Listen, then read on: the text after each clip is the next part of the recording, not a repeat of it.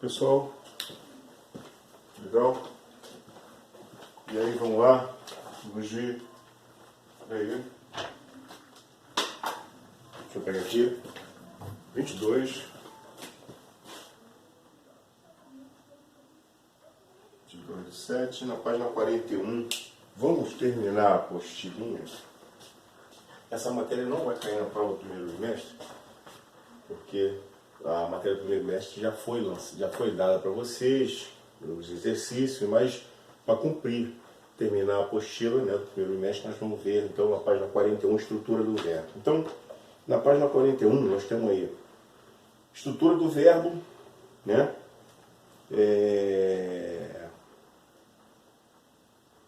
tem a musiquinha o que é. Então, vamos lá. Para enfatizar o verbo, né, sobre a estrutura do verbo. E eu vou até falar sobre essa música, que ela tem tudo a ver com a atual situação que nós estamos passando. Tá? É muito boa essa música. Eu fico com a pureza da resposta das crianças. É a vida, é bonita e é bonita. No gogó, viver e não ter a vergonha de ser feliz. Cantar e cantar e cantar. A beleza de ser um eterno aprendiz. Ah, meu Deus, eu sei que a vida devia ser bem melhor. E será. E será. Mas isso não impede que eu repita. É bonita, é bonita, é bonita. Então, aí está aí na página 41, eu gostei, porque a música tem tudo a ver, né? Que a gente tem que ter muita fé, né? Está aí o Luiz Gonzaga do Nascimento Júnior, conhecido como Gonzaguinha, nasceu em 1945, morreu em 1991, foi um famoso compositor e cantor brasileiro. Ele é o compositor dessa música, tá? E por um caso cantor também. Então, vamos ver, baseado nessa música, os verbos que estão lá. Então, analisando as formas verbais do verbo cantar, viver e repetir. Então, cantar, tá na musiquinha aí, ó. Viver,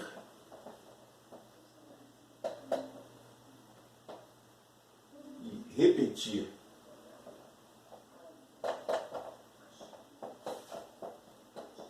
Certo? Então, nós podemos ver que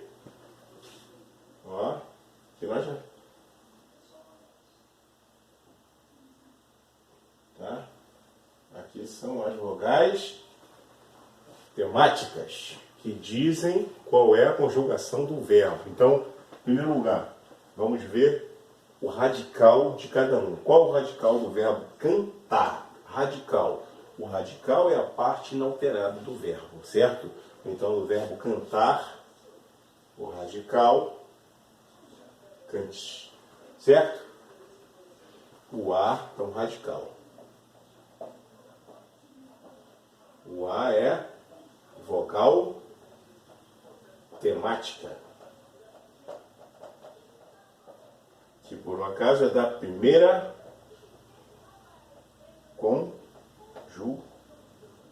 conjugação. O A.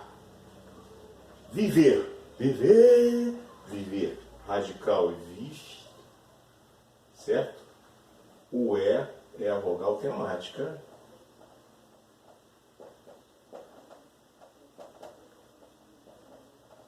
Da segunda conjugação. Certo? E o verbo repetir. O radical, o que fica inalterado, certo? Você pode botar aí as pessoas, que todas a primeira, segunda, terceira pessoa singular plural, que esse radical vai ficar inalterado, certo? E o I vem a ser a vogal temática da terceira conjugação. Certo? Vamos resumir bastante. E aí na página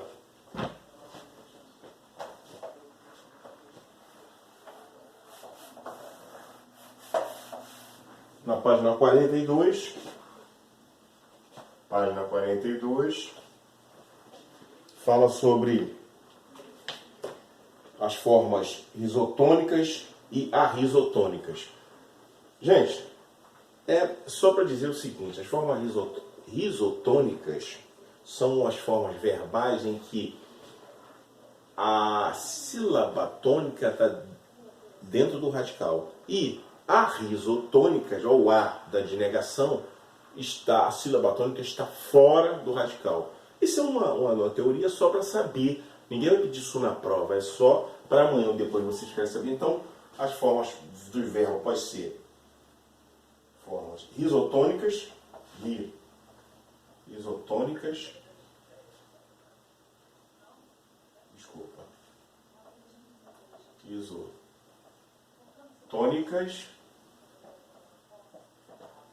né? Que são as formas verbais com acento tônico, ó, compro. Aí, ó, compro, aqui, ó. O radical não é esse aqui? Né? Desculpa. Verbo comprar, né? O radical não é esse aqui? Ó, né? Radical, verbo comprar. Comprei, compramos, tá? Compraram, certo? E as arrisotônicas.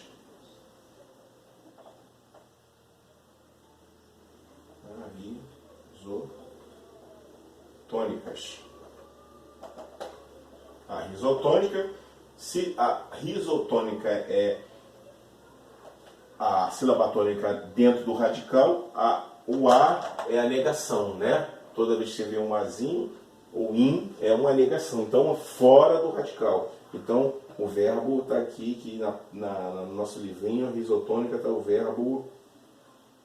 A risotônica, a forma risotônica, né? Pensas.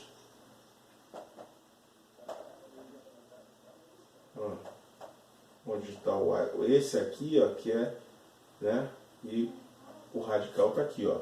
Eu penso, então o radical está aqui. Então a sílaba tônica está aqui, ó. Então está fora do radical, né? E aí vamos para as desinências, né? Na página 43. Página 43. Bom, apaguei até. Diminuir isso aqui. Botar aqui. Página 43. As desinências.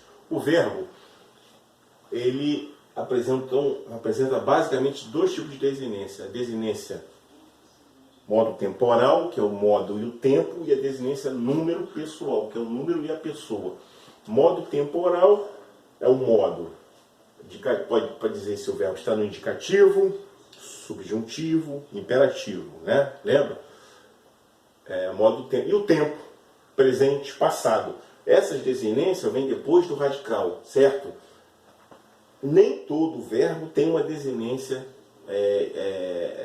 explícita, certo? A maioria, uma grande parte tem. Então, as desinências pode ser desinência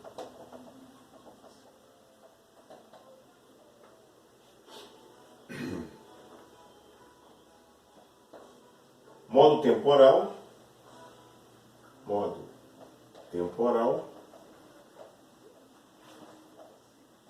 né? Como diz aqui, ó, modo e tempo. Aí o verbo está aqui, cantávamos, cantávamos, certo? O vá, cantar, o vá é a desinência que diz, ó, o verbo está no tempo, indica que ele está no pretérito imperfeito, né? Imperfeito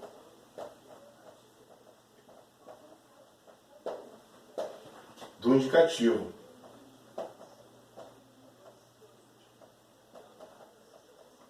Imperfeito por quê? Lembra que eu falei para vocês?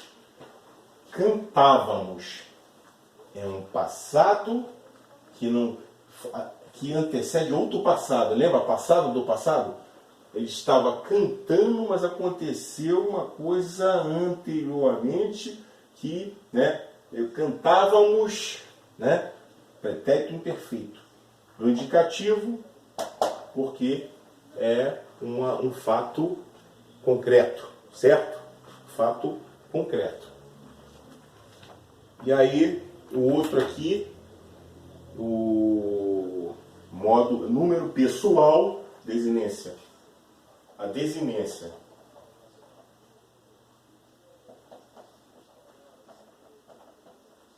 Número.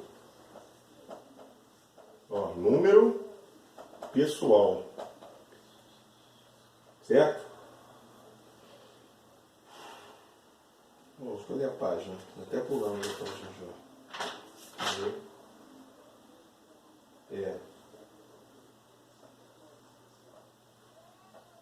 Número pessoal.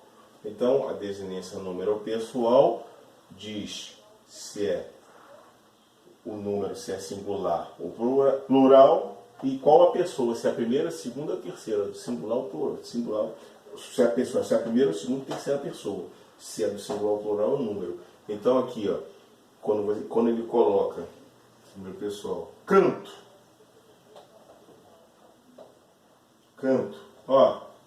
Esse O aqui é o que? Só a primeira pessoa do singular tem esse Ozinho. Canto, bebo, ligo, corro, certo? Jogo, certo? Então, essa aqui é uma desinência número pessoal. Perdão. Certo? Essas são as desinências do verbo. Não vai ser pedido na prova para falar sobre isso. Isso aí é uma questão de você começar a analisar o verbo, só para você ter uma ideia de como é que você começa a ver a pessoa, número pessoa e do verbo, analisando com mais detalhes, entenderam? Vamos para a página...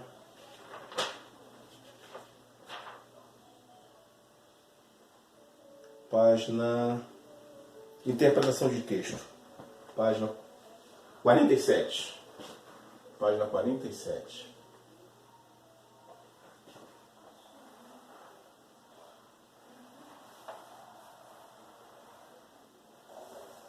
Página 47, onde veremos interpretação de texto.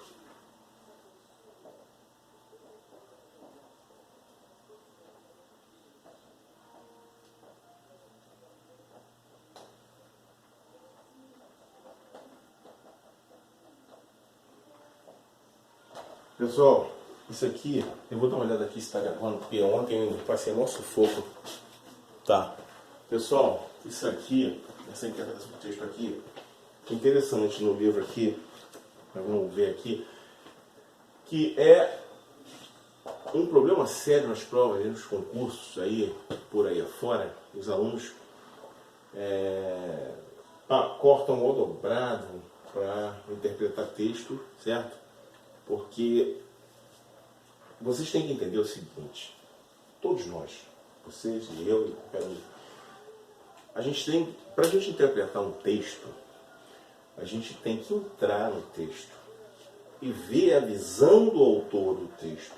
Então a gente tem que analisar a visão dentro do contexto daquele determinado texto do autor, ainda que venha de encontro às nossas, o que a gente acha, mas se for perguntado o que está no texto, a gente tem que analisar baseado na interpretação daquele contexto, certo? Sendo assim, o livro traz aqui umas dicas interessantes, que às vezes nós passamos, mas agora aqui uma parte mais com mais clareza, com mais técnica, certo? Então, vou dar uma lida aqui, base só para a gente situar aí na página 47. Quem nunca disse ou escreveu algo com uma determinada intenção, olha só, e foi compreendido de uma maneira completamente diferente da esperada, não é verdade? Você coloca uma coisa e a pessoa que está lendo interpreta de outra maneira. Isso ocorre pois diferentes pessoas formulam diversas interpretações, seja sobre um texto verbal ou não, ou sobre uma determinada situação ou acontecimento. É o que eu estou falando.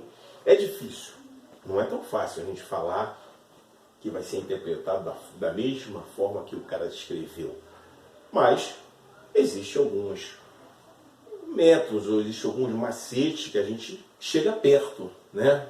Tenta interpretar aquele determinado texto de uma pessoa que escreveu ou uma fala ou um discurso. Ao lermos um texto, por exemplo, complementamos, as ideias apresentadas pelo autor ao elaborarmos questionamentos e reflexões, sendo estes formulados com base em nossas vivências e conhecimento do mundo.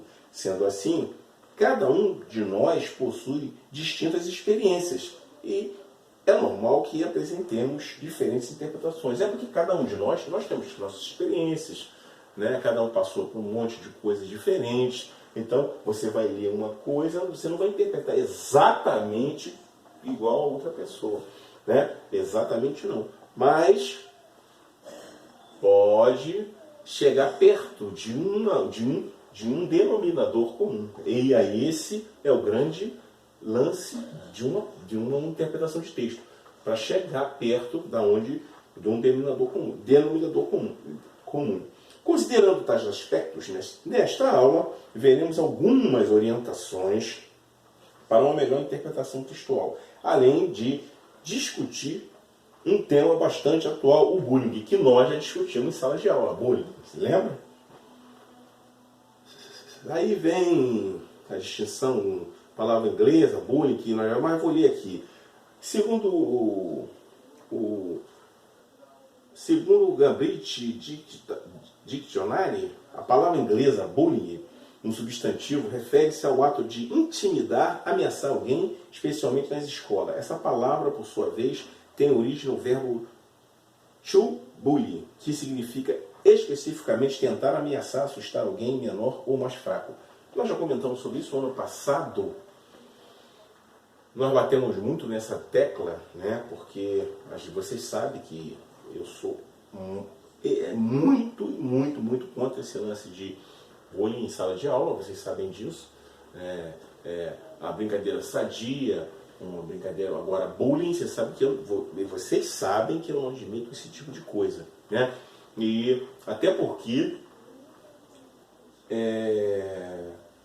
humilhar alguém ou fazer o outro de bobo, de palhaço, isso é muito ruim, certo? Isso é muito mal, perverso. Isso a gente não deve fazer. Antes de tudo, é preciso ter em mente que a interpretação de um texto consiste basicamente na construção de um conhecimento nosso a respeito do que estamos lendo, certo?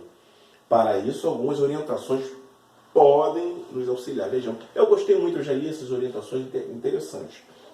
Como está na apostila, eu não vou ficar escrevendo para vocês, né? Então eu vou passar e a gente vai explicando aqui. Bom, transforme o tema proposto no texto em uma pergunta que deve orientá-lo em sua interpretação. Sobre o que se trata o texto? O que ele quer dizer aqui é o seguinte, eu vou falar as técnicas e a gente debate aqui. O que ele está falando é o seguinte, leia o texto e no primeiro momento você fala assim, esse texto está falando sobre o quê? Esse é o primeiro passo. Aí você faz um rascunhozinho, o texto fala sobre bullying. Tá? Vamos lá. Segunda, atente-se aos dados apresentados no texto, pois eles revelam uma dimensão particular do tema, ou seja, o caminho que o autor escolheu seguir. Atente-se aos dados apresentados. Então, você vai ver o texto e vai ver qual o caminho, mais ou menos, está falando sobre bullying. Qual é a posição do autor? Entenderam? Se ele é contra ou a favor. Se ele é uma pessoa que acha certo ou errado. Entenderam? O posicionamento do autor do texto. Tá bom? Se os enunciados forem muito complexos para você, divida o texto em diferentes unidades e a interprete uma a uma. Se ele é um texto aqui para frente, né? Aí é muito grande. E aí você perde o raciocínio, né? Você para, lê aquele pedacinho e interpreta. Para, lê um pedacinho e interpreta. É isso que ele está dizendo aqui, tá bom? Aprimore, por meio de treinamento, a habilidade de detectar o que está implícito no texto, isto é, procure tê-lo além de seu tema central. Qual é a posição do autor, qual é o objetivo do texto, aqui é público, o texto é destinado. Porque é o seguinte, gente, o que está falando aqui é o seguinte, trocar em miúdo. Existe o texto escrito ali. Agora, vocês estão no 7º ano, não é isso? E não é só o que está escrito, é o que está entre o que a gente chama entre linhas. Tem que começar a ter essa percepção. Então, o que, mais ou menos, o texto do bullying, será que ele está brincando? Será que ele está passando uma mensagem de positivismo? Vocês entenderam? Qual a mensagem que está por trás do texto? É isso que ele está falando aqui, tá bom? Na página 48, vamos lá, continua as instruções. Daí a gente vai debatendo. Eu leio a instrução, continua as instruções. Destaque as palavras que apresentam a maior carga significativa para o texto, pois muitas vezes o tema está implícito em uma frase.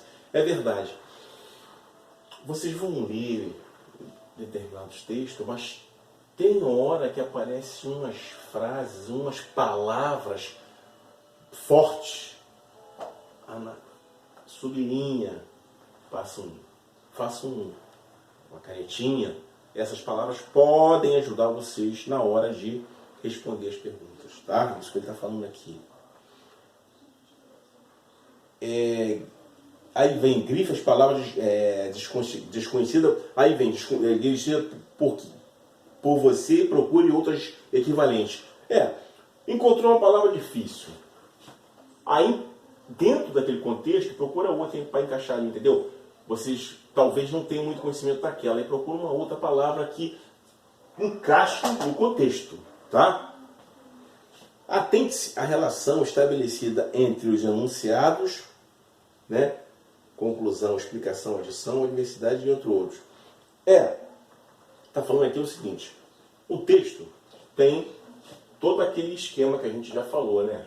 Tem o título, o desenvolvimento, né, e a conclusão. Então vocês façam essa relação, isso que ele está falando aqui, tá bom? Façam essa comparação entre essas fases.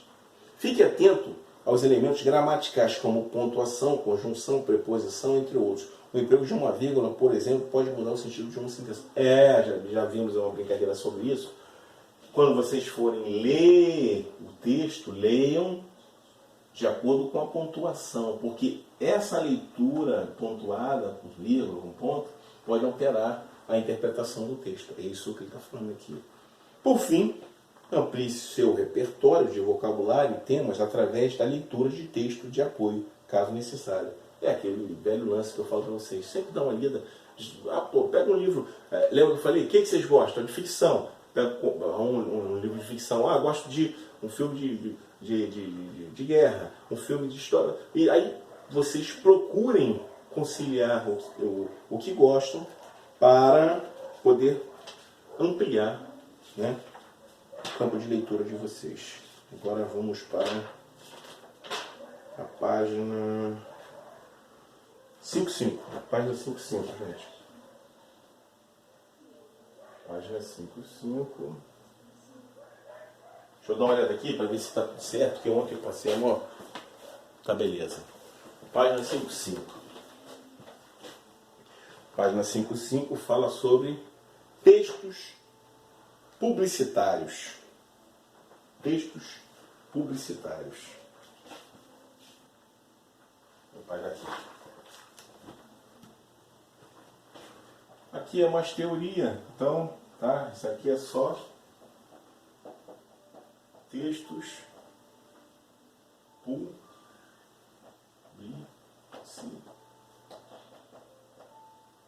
publicitários. Certo? Aí vem aí na página 55, perdão. A todo momento estamos cercados de anúncios, propagandas, campanhas publicitárias, e agora então estamos passando por isso, dentre outros, seja na televisão, nas redes sociais, por exemplo.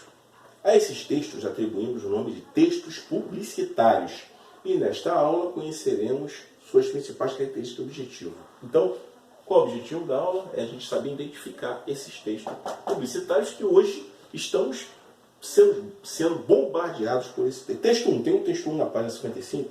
5 novidades para deixar você de boca aberta, fechada, aberta, fechada, aberta, fechada, aberta. Lacta.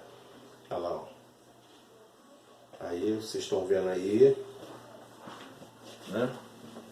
Deixa eu passar aqui, tá tudo certo, aí tá bom que eu dou, né? Aí. Certo? Aí vamos para a página 56. Tem 2 formigas. Ele já matou muita gente e pode estar solto pelas ruas. O mosquito da dengue é um inimigo perigoso. Para saber como eliminá-lo, converse com o farmacêutico deste estabelecimento. Aí, ó, o egípcio, bababá. Onde é que ele está aqui, o egípcio? Tirando ele, está sendo fichado na delegacia, tá vendo aí, ó? Deixa eu ver como é que tá aí, tá? Aí, ó, tá aparecendo? Tá fichado na delegacia, que essa plaquinha, quando o malandro tá lá na delegacia sendo fichado. Aí tá. O texto 1 é um anúncio. Perceba que nele é utilizada a expressão popular deixar de boca aberta, que significa causar admiração ou espanto, para chamar a atenção do leitor. Além disso, aliado à expressão e à imagem de uma boca aberta, o jogo semântico apresentado através de repetição das palavras aberta e fechada remete ao ato da mastigação. Eles são malandros, tá vendo? Já que os produtos anunciados são alimentos. Então, eles estão fazendo um joguinho pra gente, né? Aberta, fechada. E isso não é o jogo, não é a mastigação. O texto 2, por exemplo, por sua vez, é uma campanha de conscientização sobre um problema de saúde pública, a dengue. Nesta propaganda, para captar a atenção do público-alvo, são utilizadas imagens que aludem ao universo criminal, olha lá que eu falei para vocês. E o cenário proposto é complementado pela sentença. Ele já matou, muita gente pode estar solto pela rua. É interessante, certo? Então, esses são os tipos de... E tem tantos outros aqui, só que a gente vai passar para a página... Então, esse foi um texto publicitário.